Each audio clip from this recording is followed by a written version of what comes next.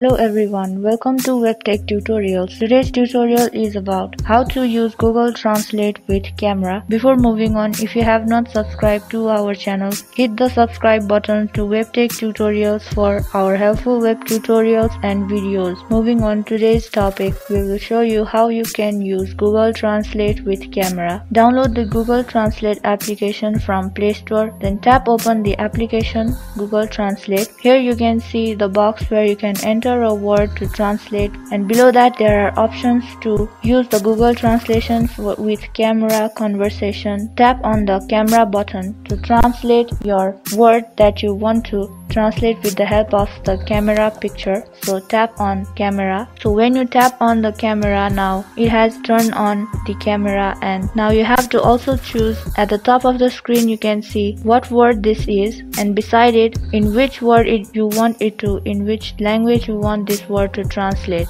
So from Nepali to English, here it is. Now you have to aim at the text. Tap on aim at the text. There you go. The Nepali word on the paper has been translated.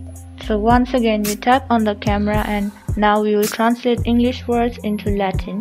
So show the camera over to the English paper over here, but it has now translated into Latin over here. When you aim your camera at the text that you want to translate, it will show you the words into Latin. So in this way you can choose what language you want to translate and into what language from here. There are lots of options of languages from all around the world that you can translate using Google Translate. In this way you can use Google Translate with camera. Aim the camera at the word that you want to translate, and it will definitely show you the translation on your screen. Thank you for watching our video till the end. Like and subscribe to our channel WebTech Tutorials if this was helpful to you. Also hit the bell icon for more upcoming tutorials.